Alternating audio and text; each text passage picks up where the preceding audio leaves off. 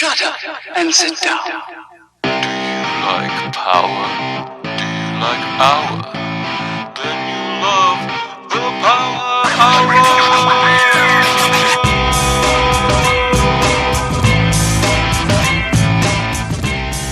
Good day and welcome to the Power Hour. We're back. It's Power Hour 9 or Power Hour No for all our German following. Who would have thought it? 9 episodes, so close to that mythical 10 episodes and the conspiracy theory special.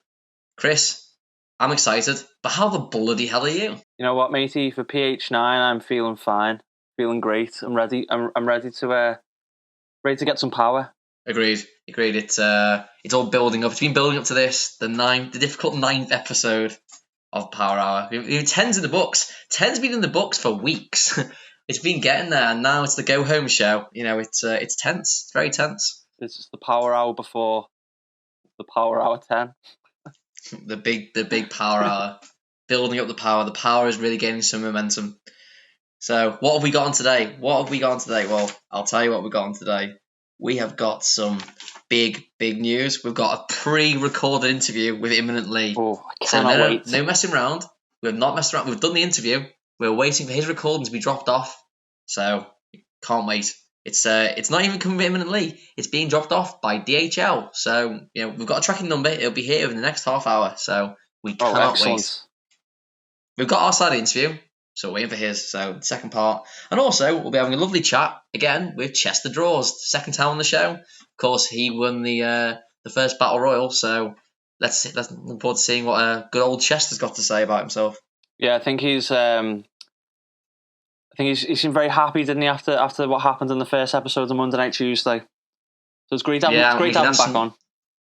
And we can ask him some searching questions about, you know, the Pyro incident. Luckily, Imminently isn't going to be here because Chester's was not happy about the Pyro. He was not happy about that Pyro. And I think that can't happen again. Let's be honest. But we'll probably talk more about Monday Night Tuesday a bit later on, won't we, Rob? Yeah, we'll have a lovely little chat about that. And of course, we've got the usual stuff. We've got a run through of all things wrestling. Monday Night Tuesday, and I think we'll be having a bit of a chat about the Black Lives Matter movement. So I think we'll have a nice bit of talk there before we get into our conspiracy theory special at episode 10, which obviously we are buzzing for. So plenty more on episode 10 coming up in episode 9. In the meantime, Polly, you're feeling fine. Let's have a rhyme, a song. The Kelly family, Kelly Kapowski, Kelly, Moxley. This is Kelly Marie with Feels Like I'm in Love. My head is in a spin, my feet don't touch the ground. Because you're near to me, my head goes round and round. Mine is a shaking, baby, my heart it beats like a drum. It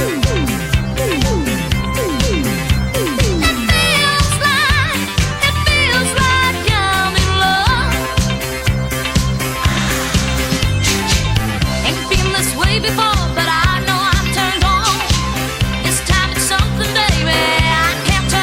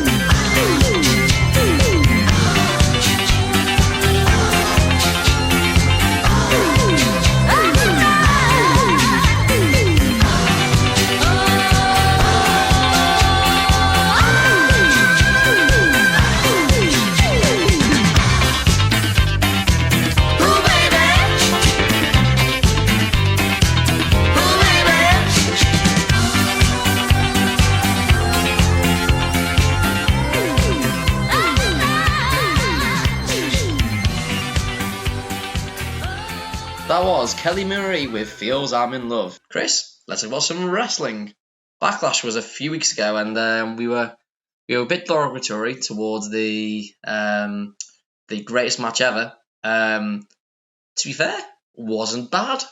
Wasn't the best match ever, but it wasn't at all as bad as I thought it was going to be or feared. It was actually certainly by far the best actual match of lockdown era, and a strong contender of match of the year, in my opinion.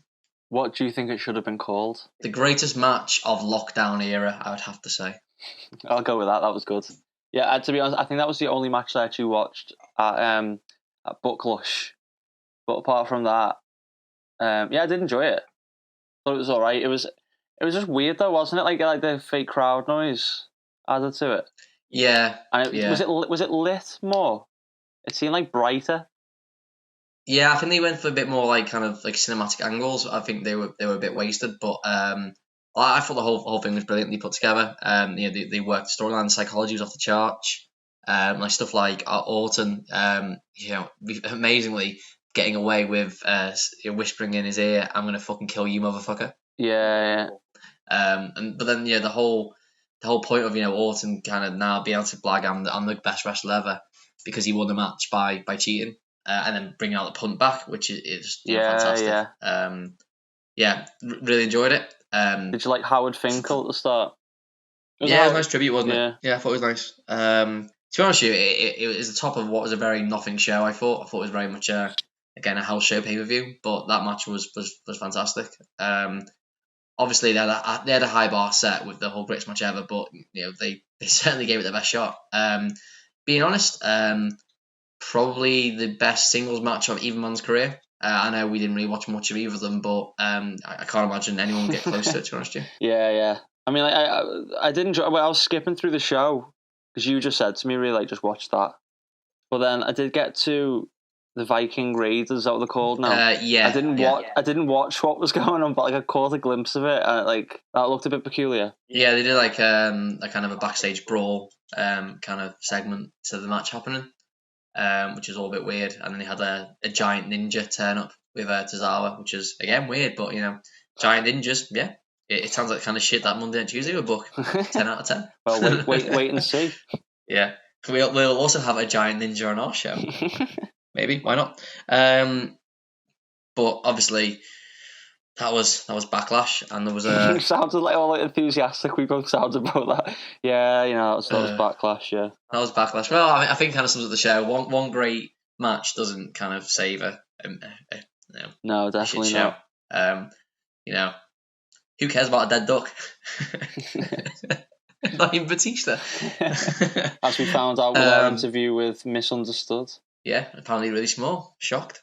But obviously throughout the week there was quite a lot of revelations about quite a lot of years of abuse in the industry from, let's be honest, ranging around the world or across the planet for our flat earth following. Keep fighting the good fight, boys. Thanks, lads. It kind of all kicked off with David Starr at first, getting kind of accused of a lot of gaslighting, fucking people over, kind of a lot of alleged sexual assault, which kind of really shocking. Perceived to be one of the good guys in the industry, especially trying to unionize people. And then it kind of all snowballed from there, really, didn't it? There was a whole host of WWE lot accused. Velveteen Dream already had quite a few things thrown towards him. There was more coming out there. Jack Gallagher got a few, and ultimately part of the company with the Fed in New York. And then again, the UK scene's got absolutely. It was more who hasn't been accused than who had. Definitely. Too many to listen to list. Like some Ligero, get mentioned. Mikey Whipwreck, not Whiplash. I think I've got that right. Maybe it's the other way around. Apologies to whichever one isn't being accused. I do apologise in advance. There was Joe Coffey kind of got pulled up in a lot of things. Travis Banks, a whole host of names getting called out left, right, and centre. Yeah, a lot of the NXT UK as well, wasn't it? Basically, they're all a lot of so many. Just kind of all coming through. And one particular name did catch my attention. So let's take a sidebar here. Well, rolling back to 2015, 2014, 2015, ICW is at the height of its peak. It's doing a show in Liverpool. We attend. We have a good time. We get drunk. We spill out to the street afterwards and see some of the wrestlers. So Wolfgang is away chatting.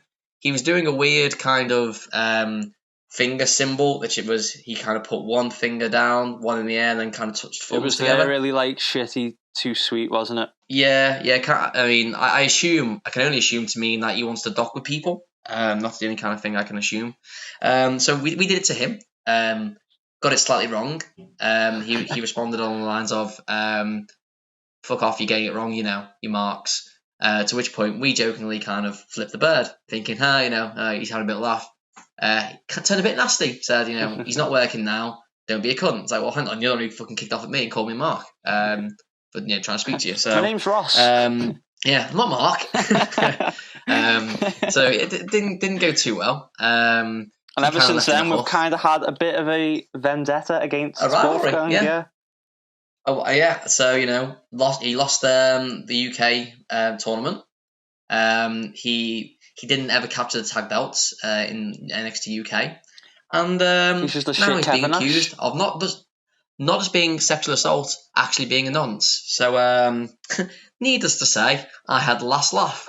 So Wolfgang, you can fuck right off, trying to be a big man, and you're a nonce, allegedly. I slid that in there. I'm not fighting you in court, allegedly. Yeah, we're not getting our legal team. Yeah, no, not again. But allegedly, these are all, to be fair, everything we're mentioning here is alleged allegation. It's very clear. We're just reporting on what is being put out there by the kind of wrestling journalism community. And, Wolfgang, you will never step foot in the Waterfront Arena. No, you'll definitely never not. But Chris, it didn't just kind of stop at NXT UK. It didn't stop with the Fed, not the Fed. What should we call them? Should we call them the jabronis down in London? Oh. Yeah, the jabronis down in London. In Slough. The jabronis down in. No, it has to be somewhere that isn't real. Okay. Actually, where they're from. The jabronis down in Brighton. It didn't just stop there. Adam, you have to delete about 20 seconds here, so apologies. It didn't just stop with the jabronis down in Brighton.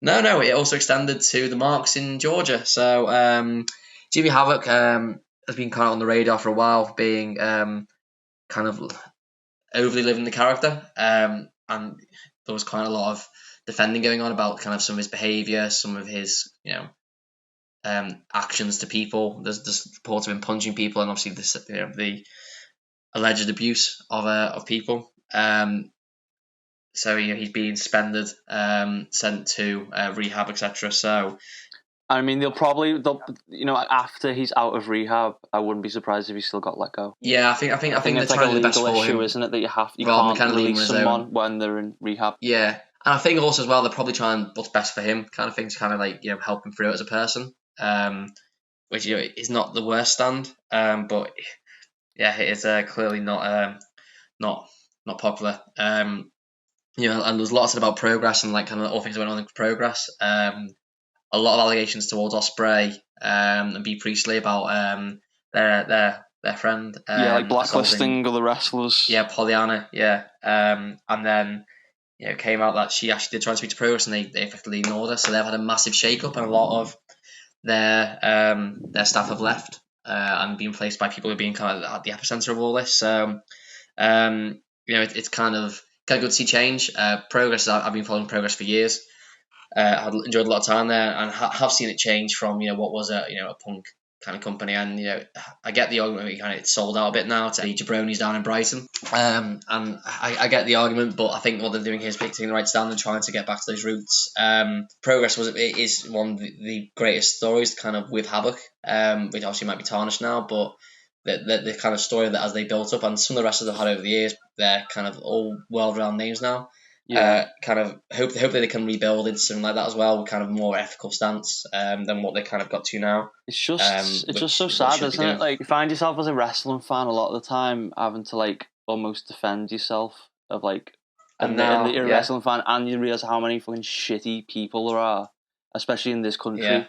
and like you know, yeah. shows that we've gone to see, and also not necessarily saying it was them, you know, that their promotions, but the wrestlers that we've seen live. Yeah.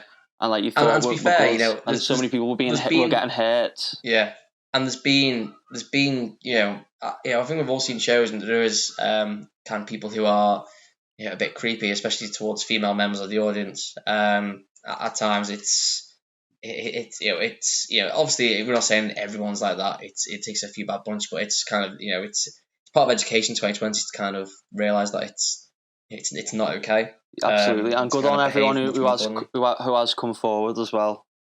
Absolutely, yeah, brilliant. I think the final point is obviously we praise Sammy Guevara quite a lot, and it is time for kind of to come down on him. You know, obviously his comments about Sasha Banks completely unacceptable. I think he knows that as well. Not to defend it and not say it's right, but he was a kid when he said it. It was, you know, good 6 years ago. He clearly realizes that it wasn't the right thing to have said.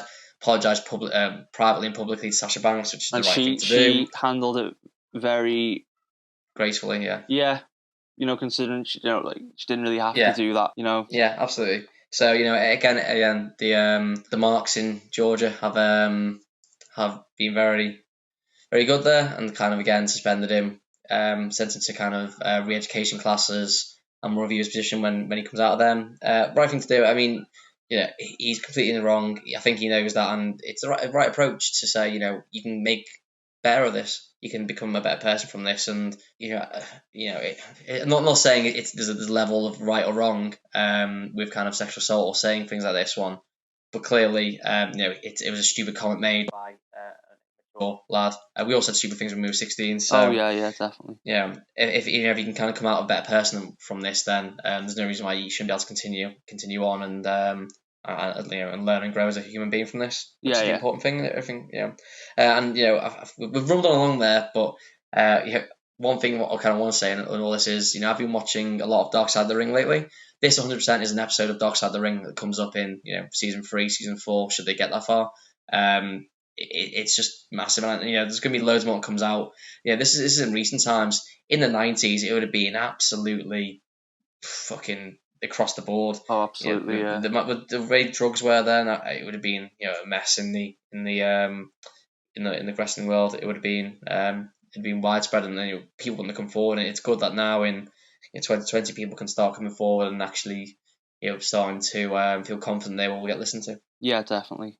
And you know, on interviews as well, obviously the big news was that was it number 5 of The Last Ride, the Taker documentaries. Chapter 5. I actually watched it last night. Very, very good. Yeah, and I think the news say he doesn't want to have another match. I think he's done.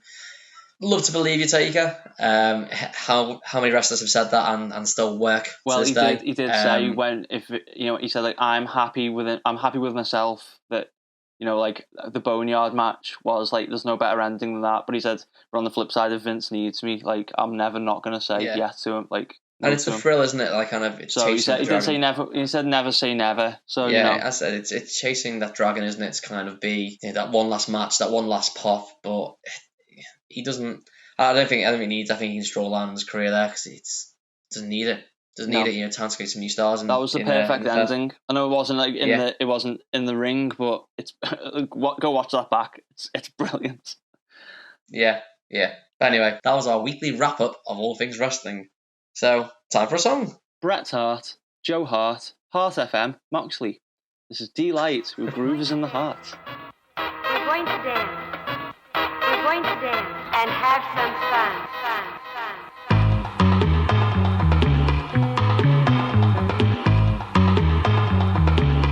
Dig.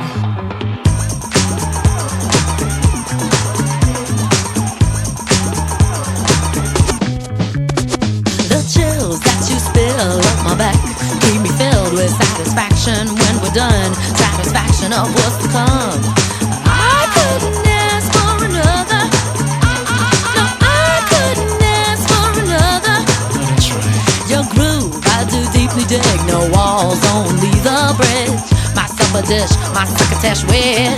Sing it, baby. I couldn't ask for another.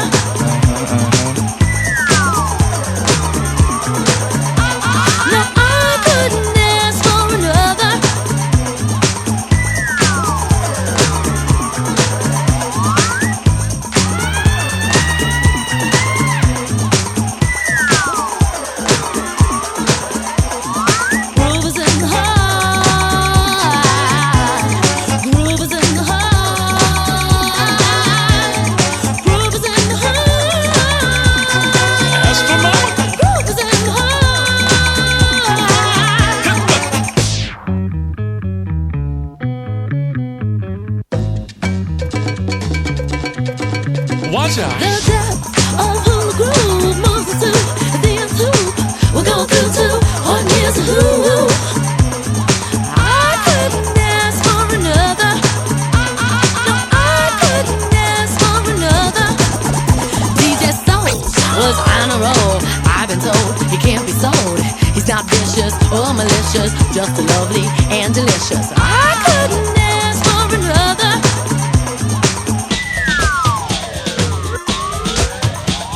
Something lurks in this torso. Heart got a deal you wanna know. Delightful, truly delightful.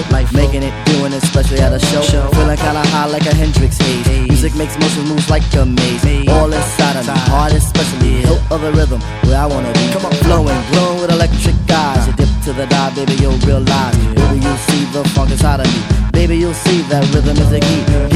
Get with it, can't think, quit it. Stomp on the stoop when I hear funk blue. Playing pop pipe, follow her to shoot. Baby, just sing about the groove. Sing it. The groove is in the heart. Groove is in the heart. Groove is in the heart. Groove is in the heart.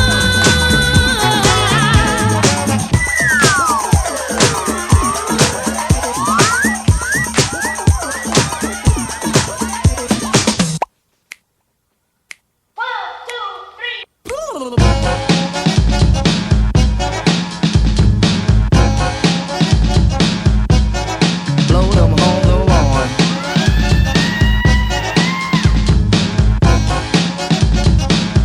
Groove is in the heart.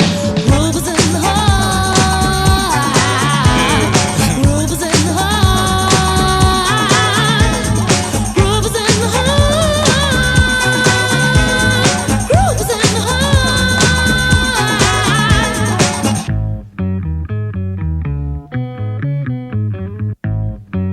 That was Delight with Groove is in the Heart. It's time for Polly's pandemic update. Polly, what have you been up to? You know what? I wish we had decided on like a later power hour what this segment would be. we hit the bar was too high on like episode 2. Where like I just have nothing to Yeah. say now. Like I'm Yeah. proper out of it. No, I've been in work, been in work like full time, and I'm also balancing doing a course. So that's been quite hard. I've been very busy.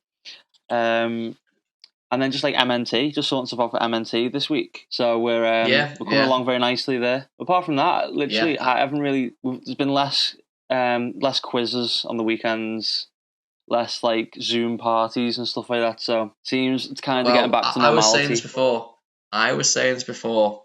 How long ago does Tiger King lockdown feel? No, well, that was that episode 2 or 3 of this that we talked about. Yeah. I know it's crazy how long ago it was though. But Oh, my Joe Exotic cap, which took like 20 weeks to arrive. I was wearing it on my bike the other day, and I went down this big hill in the woods, and it blew off and went in a big muddy puddle. So that's ruined. It was that bitch Carol Baskin, I'm sure. It's her fault. But the big news, you met my dog. Oh, I did. And what an absolute pleasure that was. She ran right up to me as well on the beach. She did. She's very friendly. We had a social distance beach walk. It wasn't romantic. Well, yeah, I thought it was. Oh, well, yeah. Maybe, yeah. You felt it too. But yeah, it's good to get on the beach, and yeah, good to see you. Rather than doing these via the virtual Lizard Lounge, looking forward to the real Lizard Lounge being unveiled as we get out of the lockdown, July 4th. Well, it's the real life Lizard Lounge. Like when we did meet up, it was still a 2-meter rule, but it's a good job we have massive dicks. Docking again. But yeah, it's for me soon to be back to work as well. In the office, that is. So I've been working from home since middle of March, and we'll be back in the office one day a week from the second week in July. So yeah, bit of normality for me. But while I'm going back to work, something else is back. Football, it's back, and it's shite. It's back, and it's shit. Absolutely terrible. So many matches ending 0-0. No one's asked. It's warm. They're fucking not asked to get near each other. No one cares.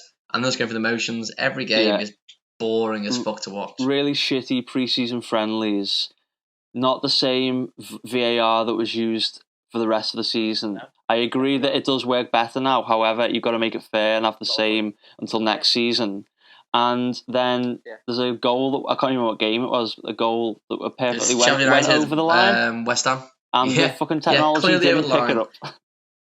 So I don't understand why couldn't VAR be used then? Well, more importantly, every single time one of those decisions has happened, they always do that weird fucking like cartoon like catchphrase kind of graphic where you see the ball and it'll be like a centimetre not over the line. They did not show that graphic for it. No. They didn't show it. It's like, well, why wouldn't you? Like, show, actually, here's what we detected. It wasn't over the line. Sorry. It just didn't show anything. It's like, well, why not?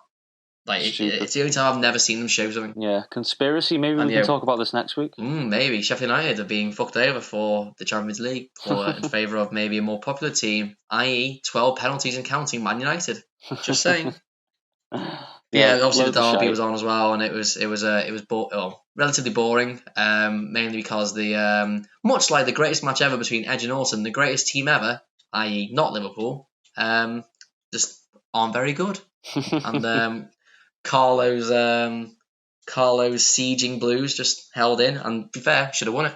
Yeah, definitely should have won it. But I think that the winner was Carlo's jumper and blazer combo. I think that was the winner of the derby for me. Maybe the victory was the friends they made along the way. Absolutely, and that's certainly the case for us in the Power Hour. Yeah, and the pandemic in general, really. It's life's not about the destination; it's about the journey. Coming up next, Live, Laugh, Love. Why should you read it and why should you care? Basically, his girlfriend. She's in the Lizard Lounge. Honestly, we were having a good laugh on the old WhatsApp group about some of the like the 500 tweets that go out there.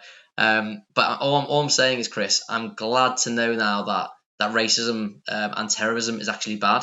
Because I was always kind of a bit on the defense of it. I didn't know which way to fall, but now I've had the clear steer that it's actually bad things. Yeah, I think it's really helped things out. I think that was Jenny from Leeds, and I also saw Louise from Glasgow put out some really poignant tweets similar to them lines about that. It is bad.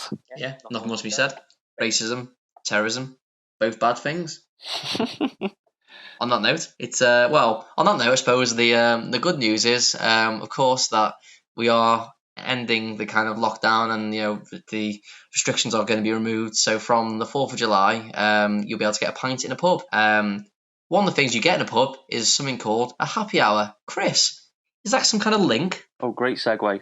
Bungalow Martins, Apartment Martins, Flat Martins, Moxley. This is the House Martins with happy hour.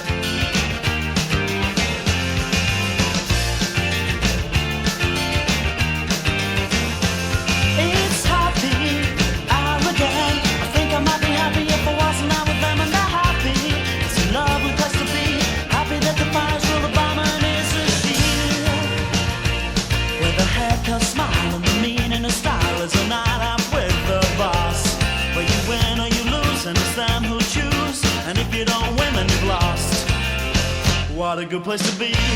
Don't believe it, 'cause you speak a different language and it's never really happened to me. Don't believe it, oh no, 'cause it's never really happened to me. No,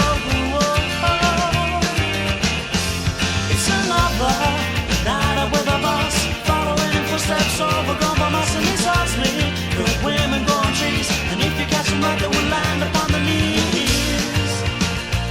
Where they open all the wallets and they close all the minds, and they love to buy you all a drink.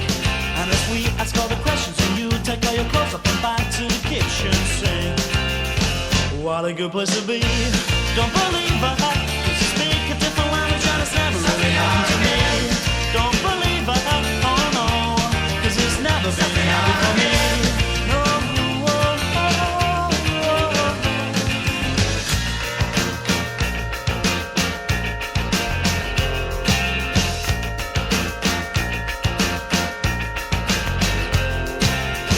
What a good place to be.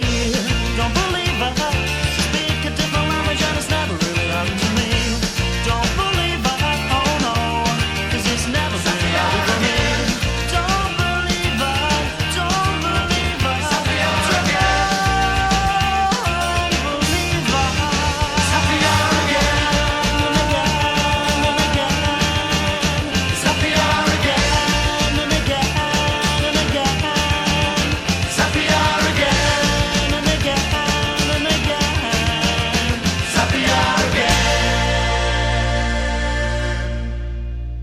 that was the House Martins with Happy Hour. We're back! And it's time to talk about Monday Night Tuesday.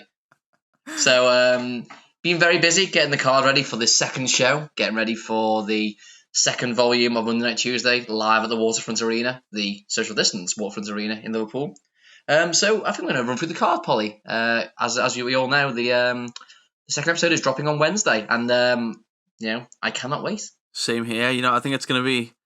I think the standard I think we're going to up the standard, aren't we, for this one? Yeah. I think there's not want to spoil too much, but I think there's a lot of excitement in the NT cosmos for this. And certainly behind the scenes, we're very excited. Yeah, do you want me to run through the card then, Ross? Yeah, let's have a sneak peek of what's going to happen on Wednesday. So the first match, making their debut in the Waterfront Arena, we have the Drag Racers. Paul and Rue. It's a big tag team. Very excited to have them. They're going to be against the Scientist, plus another mystery partner. But this week, the Scientist hasn't actually picked. He's actually asked imminently to pick his partner because there was such a backlash when he picked the Superstar, picking a green talent from developmental. So the Scientist doesn't even know who his partner's going to be. Yeah, it's going to be very intriguing. I have no idea who's going to pick. Can't think of anyone off the top of my head who he could pick. But imminently he's a strange man. I'm sure he'll deliver like he always does. Well, I tried to message him to say, can you give me a hint? And he just didn't get back to me. Oh, that's I was a little bit disappointed there. And then in our second match, we actually have... Was it the women's match, the second one? It is, that we're going for? Yes. So we have our guest last week. We had Misunderstood on, and she's going to be against who she actually predicted. Who we got it right. We booked. She's going to be against Superb. Yeah, and that's what she called. And she said it was her dream match to face Superb. So everyone heard it loud and clear, like we all did. I can't wait for that. Absolutely. Oh, same. And that we give our wrestlers what they want. That's what she wanted. Superb. She's got Superb. Yeah, and of course Superb is the niece of Mr. Perfect, Kurt Hennig. So that'll be very intriguing. She's very fresh, very new. It would be interesting to see what she can do and has she mastered everything. But I'm excited to see that first women's match. Same here. Yeah, I think we'll build on our women's roster in the next coming episodes. But yeah, very, very, very much looking forward to that. And then obviously in our third match, we have the winner of the first Battle Royale. We have big old Chester Draws. So he's going to be taking on Man Ranchula. And Ross, would you like to tell us about the stipulations about Man Ranchula's match against Chester? Yeah, we listened to the MNT Cosmos, and they were saying, we want more Man Ranchula. We're all fan Ranchulas. He was screwed. He was booked for double duty. So, yeah, we'll give him a chance. If he can beat Chester, then he will be in the Battle Royal in this episode. He'll be number 7. So it's all on Man Ranchula. He wants his chance. He's got his chance. If he beats Chester Draws, he's in no chance again. So can't wait for it, really. I think he really deserves it. He's he's a Spider-Man thingy, and he's going to show what a Spider-Man thingy can do. Yeah, I don't want him to be in it, to be honest. But anyway, Battle Royale, our main event. We're going to have... Should we announce the people? I think there's someone in there who we haven't announced yet. Should we just go for it? Let's. You know what? Let's just announce the 6. It's a special Power Hour bonus for you all. Okay, ladies and gentlemen. So some of the names we have already given. We've said that your favourite, Ross's favourite, certainly my favourite, Oil will be in the Battle Royale. So will the Headmaster. We had the Headmaster on a previous episode of the Power Hour. Also, we've announced the Kiddie Fiddler. Kiddie Fiddler making his debut as well. We have Eddie Screw, one half of the Tough Nuts, or 1/3 of the Tough Nuts, really, if you count Racist. Then, making their debut, we have Allegedly and General Knowledge. Yeah, and to give a bit of background on these two, General Knowledge is a war hero. Let's be honest here. He's fought all over the world, and also used that time serving across the world to make sure that he could appear on as many game shows as he could, and he's won a lot. He Wants to Be a Millionaire, Weakest Link, Mastermind, The Chase, Deal or No Deal, Price is Right, Wheel of Fortune, Play Your Cards Right. He's been on them all. He's been on them all. General Knowledge is and that's in every different country. Wherever his work takes him as a general in the US Army, he's gone there. So he'll be there. A little more mystery around allegedly. No one's really sure who he is, but imminently said, I've got a good guy. Let's get him in. Allegedly, apparently he's been. He's never lost a battle royal, Chris. He's won hundreds around the world. Yeah, I heard that. I heard that. Yeah. Also, I mean, I don't really know a lot about him. I mean, I've heard that he's held titles all over the world. Heard that he's a great wrestler, but there's a lot of mystery around him, so we'll have to wait and see. But general knowledge, certainly, as you said, very much looking forward to seeing him in action. Yeah, I mean, and he was actually the reason why he signed the contract so soon with us was because he actually on his last tour of Afghanistan for the army, he was actually on Who Wants to Be a Millionaire and was kicked off the show because somebody was coughing in the audience along with when he was answering his questions. Found out that was one of the first cases of COVID. Yeah, it's one of those horrible coincidences. Yeah, injustice around the world. It's not fair. Not fair. But allegedly he's been referred to as the Dark Match Messiah. There's no footage of him, but what a contestant apparently. What a wrestler. So we're very excited to have him in Monday Night Tuesday. Absolutely. And the mystery still going around the cosmos. Where is the title opportunity? We've promised it's somewhere in the arena. And Chris, episode 10, we'll be giving another clue. That's right, on the Conspiracy Theory special episode of Power Hour, we'll be giving away a nice little clue about where that contract is. So, MNC Cosmos wrestlers, keep your ears and eyes peeled, and we'll be giving you a little hint. You know what? I think it could be up for grabs for anyone. You could be in the waterfront arena, come across it. You straight away, you've got a title opportunity. Yeah, cash it in whenever you want. So I'm very much looking forward to that. So that's this Wednesday. I don't even know what the date of this Wednesday is, Ross. Do you? I do. It is going to be this Wednesday, the 8th of July. 8 o'clock British time. Work it out if you're from somewhere else. We're not going to do it for you. Yeah, British time is the only time as far as the Power Hour is concerned. Well, that was a direct quote from the Tough Nuts, actually.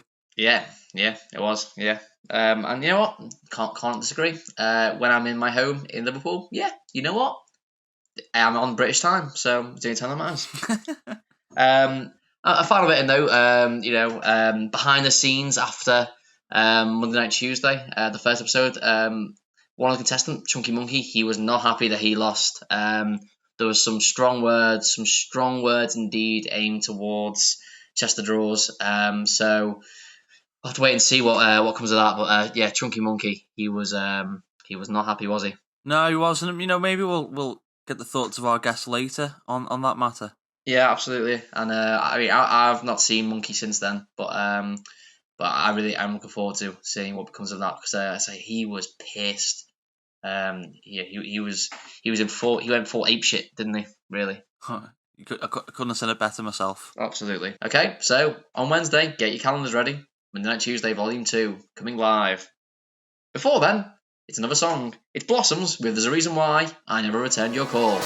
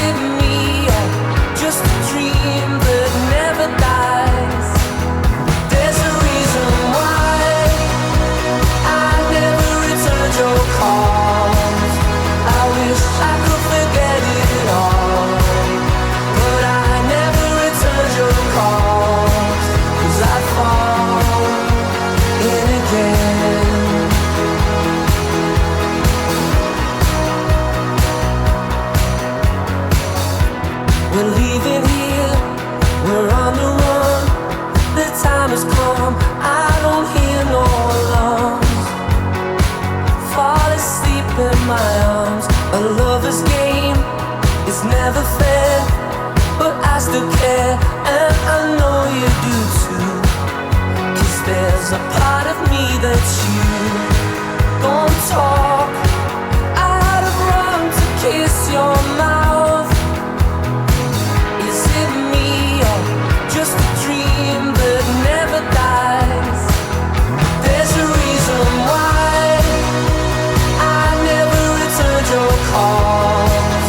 I wish I could forget it all, but I never returned your calls, 'cause I'd fall in again. I still find thoughts of you in the corners of my bedroom. Sunday comes too soon. The radio plays our favorite tune again.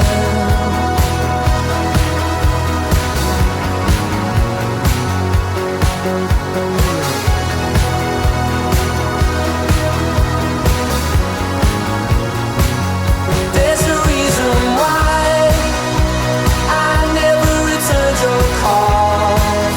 I wish I could forget it all, but I never returned your calls, 'cause I'd fall in again.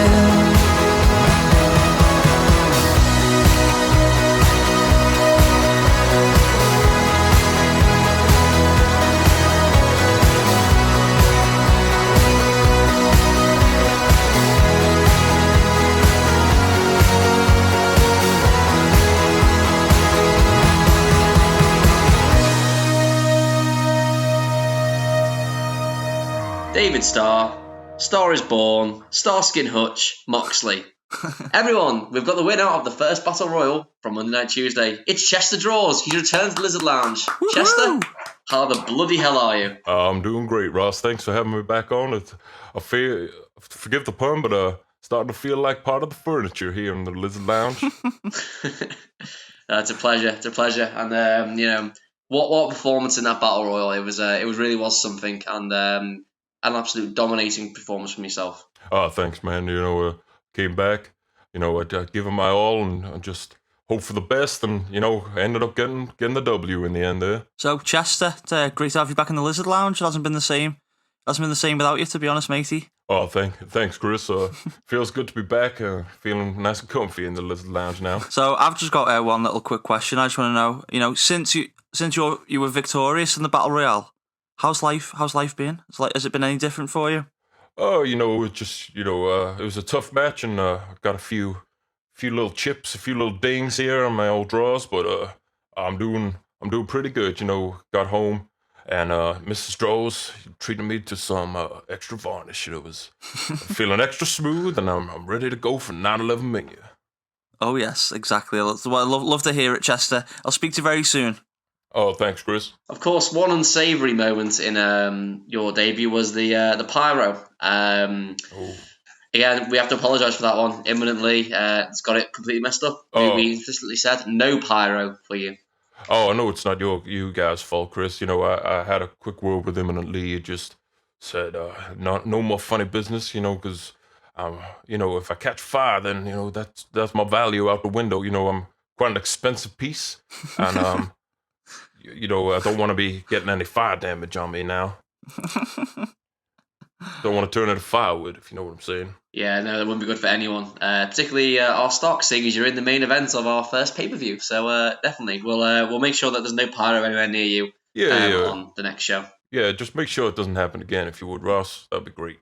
Yeah, we'll have a word with him imminently. And then I suppose the one for me is there was, of course, some strong words indeed between yourself and the Chunky Monkey on the Power Hour before Monday Night Tuesday, and of course that continued into the ring. So do you think it's over between yourself and Monkey, or do you reckon there's a bit more of that story to be told? Well, you know, the Monkey is come a long way, all the way from Congo. You know, where he didn't have any bongo on the boat ride over. So, you know, sorry about that. You know, he's come a long way, but you know, I beat the Chunky Monkey fair and square, I'm afraid, and you know, old Chester's got a job to do. He's got to win that championship at 9/11 Mania, and you know, the Chunky Monkey's just gonna have to get in line. So once I win that belt, if the Chunky Monkey wants to come and try and take it from me, well, he's more than welcome. Oh, strong words on the Power Hour again. Some very strong words indeed. Strong as oak, if you don't mind me saying. Oh, absolutely. And I think the final one for me is, you know, we've got the Battle Royal coming up in the next few weeks. Is anyone you've got your eye on in particular coming up next week in next week's show? Is anyone you particularly think is you want to see in the Fatal 4-Way of yourself? Well, I think I could pretty much take anyone on my best day. Oh, we got the guy, what's his name, Greg.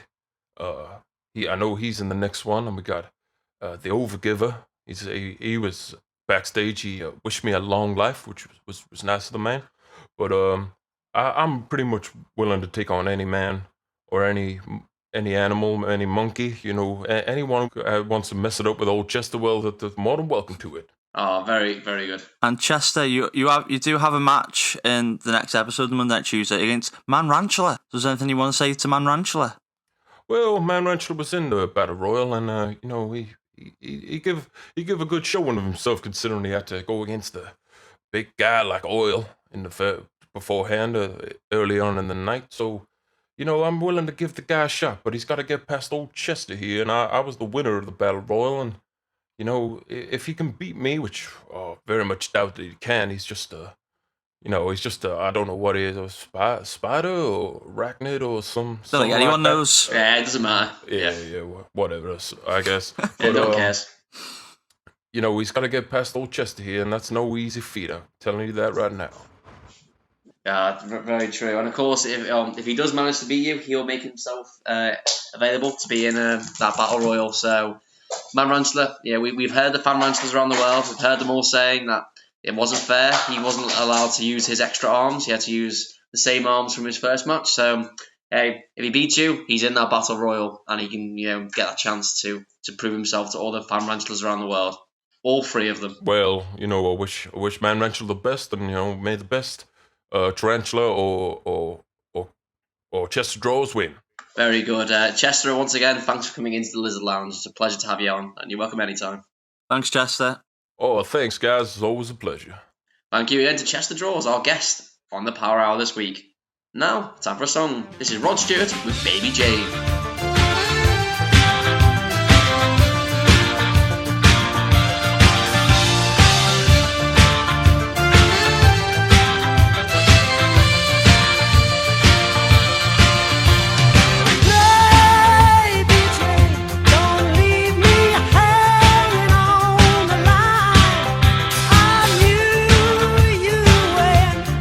You had no one to talk to.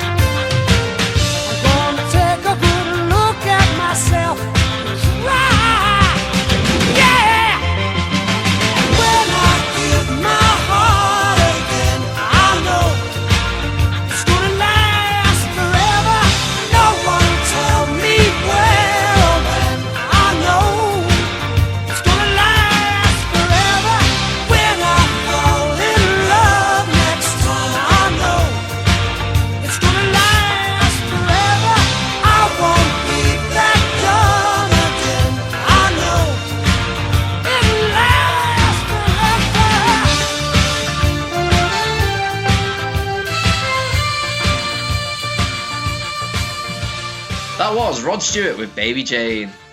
So, Chris, it's been episode 9 now of Power Hour. Been at it for a while during lockdown. But good news. Lockdown's starting to lift. As of today, pubs have opened. Yeah, I'm avoiding them still. I'm not going to bother going. But having said that, I did have a takeaway pint recently, and it was marvellous. Yeah, I mean, I won't be going to a pub for a while. I think I'm not that desperate for a pint, to be honest with you. I think it's just going to be a rush of people. You look at kind of America, the spike they're getting, the second spike when they opened up too early. I think we're probably similar. I think. Well, isn't Spain Spain about to have a second spike now? I haven't seen that, but wouldn't surprise me. It's just. Yeah, it's not ideal, is it? So I'm again not in a rush. It's all like you've got to pre-book. Like, can you imagine? Like, do you want to go for a pint in 3 weeks' time between 2 and 3? Like, no. Yeah. No. And like, if you can't stay, is it like a 2 hour or like 90-minute slot as well? Yeah, I think it's 2 hours. What's funny actually in Ireland, the ruling is you have to have a substantial meal if you're going to a pub. So people are like, well, what we'll do, we won't eat anything till like 1. We'll go to the pub, have like an all day breakfast, and then go to another pub at like 3, and then start again with like dinner. But I define a substantial meal because, like, how do you define a substantial meal? Really, it could be a butty, couldn't it? Really? Yeah, I mean, like, it's just not worth it. I think it's just the time constrictions for it, like. You got to just walk into a pub and go, can I have 10 pints, please? And just try and down as many as you can in 2 hours. Yeah, I'm happy enough as it is, drinking. Yeah, but you've got to work a man's kettle, so that's why. I have got to work a man's kettle, yeah. I'm on the fake Heinekens from Aldi. Shout out to Aldi beer. So, what will be the first drink back when you do to the pub? What do you want on draft? What are you having? All lockdown. I mean, to be honest, it depends on the weather for me. If it's, I mean, this June hasn't been particularly. It's been raining quite a lot. So if it stays the way it is now, it's raining. I have been dying for a pint of Guinness. Ooh, if it's a warm day, I won't get one because I associate Guinness to like the winter. But yeah, I mean, like, I had a few cans of Guinness at the start of lockdown when we were talking about what we were drinking in like one of the first Power Hours. But it's not the same. You need a proper draft Guinness, and I've been waiting for one for ages. But it was nice. I had a few pints of Peroni takeaway pints the other week, and they went down a treat. Oh, very nice. I very much want a nice cask, cellar conditioned ale. Really nice right now because, as you mentioned, I've got that working man's kettle, so this kind of fill a gap of draft lager, but nothing like a nice cask, nice warm cask. So that's what I've been looking forward to. Nice warm one. Go to a pub. You want like cellar conditioned, yeah. No, I'm not. I prefer it's got to be cold for me. Maybe not cold, but not warm. Probably in between the two. There's a pub Tepid. over the road from my work, so I'm tempted, and like some point this week, maybe next Friday, to maybe like ring them up, to like put a little slot in for a few of us to go over. Yeah, because they've got a big like a little beer garden, like smoking area. So sure, we could go over there and have a few after work. Yeah, I'm sure you'd be alright. Yeah, it should be alright. We mentioned about eating. Recently we have seen a tweet going out about what gives you the ick, and a lot of basically followers and supporters saying thinking of a boy eating food gives them the ick. So Chris, what gives you the ick? Oh, you know what gives me the ick is wrestling fans who don't shower before they go to a show. Oh well, that luckily it's mandatory in Monday Night Tuesday that they have to shower. But some of the suggestions on Twitter, if you go on Twitter and search the ick, ICK, and oh my god, it's like it is crazy, 500 Twitter just saying that thinking about a boy or their boyfriend opening presents on Christmas Day with a family gives them the ick. So it's like thing is though, these are the kind of girls that will be fucking proper miserable because their fellas will just be either like perceived by them to be absolute gobshites when they probably are just being normal, or they'll be with like the fucking worst pushover ever. And will then, give out that he's a pussy. No, it's one of them where they'll moan at their fella, going like, "Why aren't we like that relationship? Why aren't you like that relationship?" Where you're seeing like fake Instagram influencers putting stuff up, or it's the type of girls who they hate men, but they fucking let coke dealers jizz in them. That's why they have loads of kids with them. Yeah, and like, oh, all men are dickheads. Well, Well, pick a better one. Pick another one. Yeah, that's all I've got to say on that. I asked basically what gives him the ick, and he said spiders and men who think they're spiders. So, he clearly's got a vendetta against Man Ranchula. I'm not sure why, but I asked the kiddie fiddler what gives him the ick, and he said adults. Well, there you go. Men of authority. It's a fair shout. It's a fair comment. Need we say more? And of course, the kiddie fiddler will be in that battle royal on Monday Night Tuesday. Absolutely. But of course, we're heading up to a big episode 10. So, as we promised, it's a conspiracy episode. It probably will be a reduced power hour. No less power, but a little less hour, just so we can get this out to you as soon as possible. I think we might need to push the power level up to make we will. Make it a balanced power to hour ratio. Absolutely. So, myself, I'll be going through a conspiracy theory of mine. Polly will be going through his. And we're asking you to send in some of yours, and we'll have a very quick glance about them. So send them in. We'll have a quick review on Wikipedia about them, if it exists. If there's no Wikipedia article, then we'll it's a stupid idea. Yeah. Well, you can make it up, or we'll call it a stupid idea. Choice is yours. So yeah, send in your conspiracy theories to the usual locations at Monday Night Tuesday on Twitter. Absolutely. Wolfgang, the big bad wolf. People afraid of the big bad wolf. Moxley. So, Chris, how do you think it went? pH 9. I'm feeling fine. Feel like I've snorted a line, but I haven't. I'm high on the power hour. And it's the best high you can get. Absolutely. So, it's as we mentioned, it's near the end of lockdown now. Restrictions being released, and it's 9 episodes in, and long may it continue. Especially now I've actually got the wrestling company up and running. So, to all those haters and doubters out there, and lucky we're here to stay. Oh, absolutely. You thought this was just for lockdown? No, it's going to be. Well, actually, you know what? It's exclusive news, but we're going to keep doing this until the Power Hour goes on tour to Gran Canaria, because I don't think we mentioned this yet. No, we haven't mentioned it. We're actually going on holiday. Well, I've just ordered my football top to take away, Ross. I know that we also were going to pick an obscure football top, so I've got a lizard print Napoli goalkeeper kit. Short sleeve, baby. Oh, and that all look absolutely sterling. The only way to have football kits for goalkeepers, I believe, now. Absolutely. The Fabian Barthez was absolute trendsetter, wasn't he? Ahead of his time, that man. Ahead of his time. But speaking of time, you may have noticed that we time traveled this episode.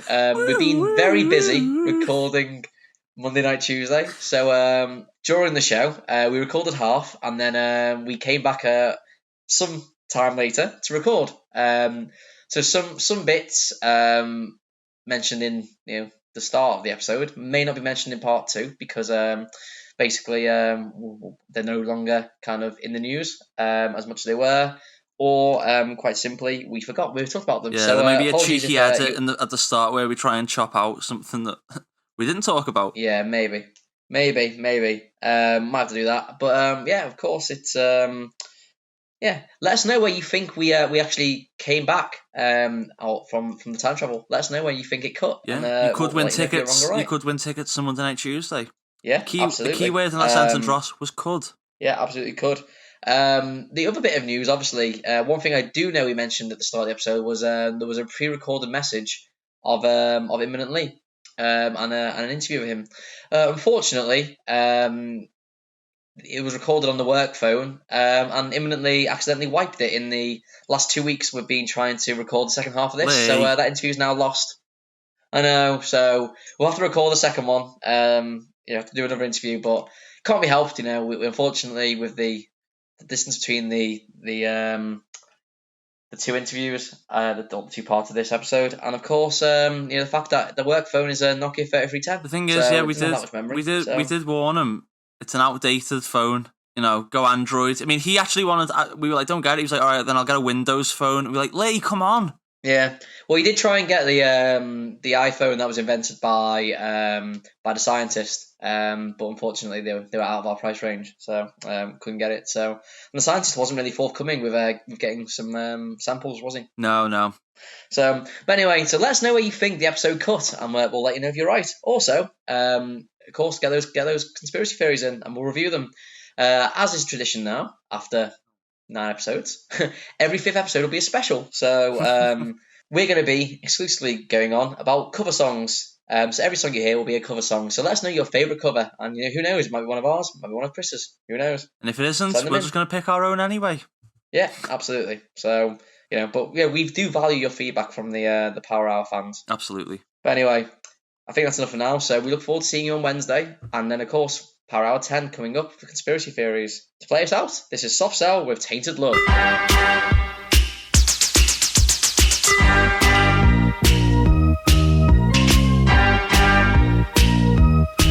Sometimes I feel I've got to run away, I've got to get away from the pain you drive into the heart of me. The love we share seems to go nowhere, and I've lost my light, for I toss and turn, I can't sleep at night.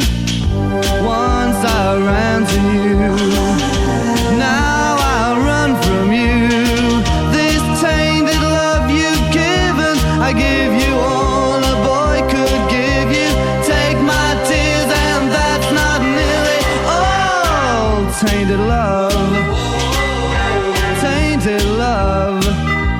Now I know I've got to run away, I've got to get away. You don't really want any more from me to make things right. You need someone to hold you tight, and you think love is to pray, but I'm sorry, I don't pray that way. Once I ran to you, now I run from you. This tainted love you've given, I give you all a boy could give you. Take my tears and that's not nearly all. Tainted love, tainted love. Don't touch me, please, I cannot stand the way you tease. I love you though you hurt me so. Now I'm gonna pack my things and go. Tainted love, tainted love, tainted love, tainted love. Touch me, baby, tainted love.